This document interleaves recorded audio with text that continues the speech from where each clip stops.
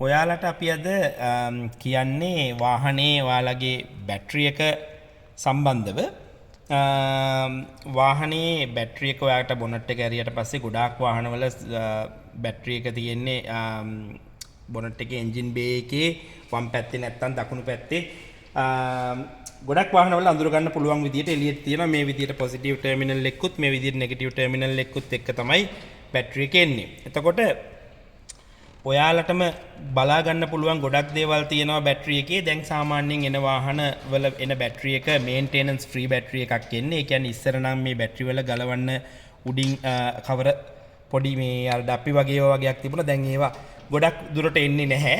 ඒ කියන්නේ බැටරි එක ඔයාට මුකුත් කරන්න දෙයක් නැහැ. බැටරි එක සවුත් වුණාට පස්සේ අලුත් බැටරි එකක් රිප්ලේස් කරන එක විතරයි තියෙන මේ සොලියුෂන් එක. ඒ ඉස්සර වගේ ඒවා ගලවලා ඒවට ඇසිඩ් දාලා ආපහු රීචාර්ජ් කරන සිස්ටම් එකකට දැන් එන්නේ නැහැ.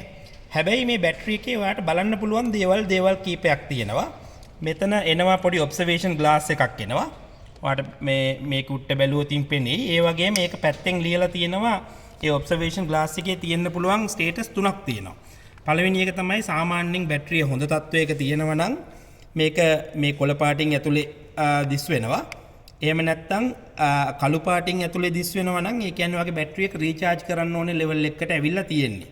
ඒ කියන්නේ බැටරි ඒ කියන්නේ වාගේ වාහනේ රීචාර්ජින් පද්ධතිය එක්ක වැඩ කරන්නේ නැතුව වෙන්න පුළුවන්. එහෙම නැත්නම් රීචාර්ජින් පද්ධතිය වැඩ කරත් ඔයා ලයිට් එකක් මොන හරි දෙයක් දාලා බැටරි එක බැහැලා තියෙන්න පුළුවන්. ඒ වගේ තත්ත්වයක තිබුණොත් ඔයාට බැටරි එක විසි කරන්න අවශ්‍යතාවයක් නැහැ.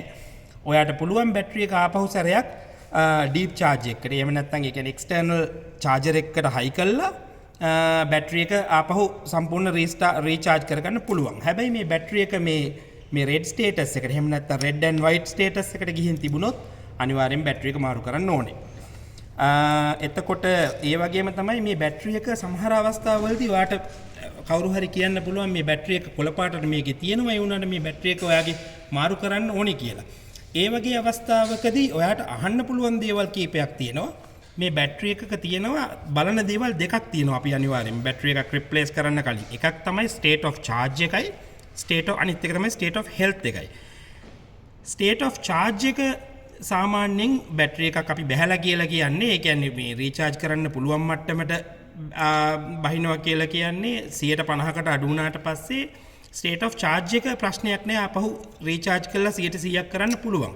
හැබැයි ස්ටේට් ඔෆ් හෙල්ත් කියන එක බලන්න බෑ ඔයගොල්ලන්ට. ඒක පුළුවන් ඒ බැටරි මීටර් එකකට හයි කරලා විතරයි ඒක චෙක් කරන්න පුළුවන්. ඒ ස්ටේට් ඔෆ් හෙල්ත් එක 50%කට වැඩි අඩු වෙලා තියෙනවා නම් අනිවාර්යෙන් මේ බැටරි රිප්ලේස් කරන්න ඕනේ. එතකොට ඔයාට අහන්න පුළුවන් ඔයාගේ බැටරි ස්ටේට් ඔෆ් චාර්ජ් එක කොච්චරක් තියෙද ස්ටේට් ඔෆ් හෙල්ත් එක කොච්චරක් තියෙද කියලා අහලා ඔයාටම ඩිසයිඩ් කරන්න පුළුවන් ඔයා බැටරි එක තව දුරටත් පාවිච්චි කරනවද අයින් කරනවද කියලා.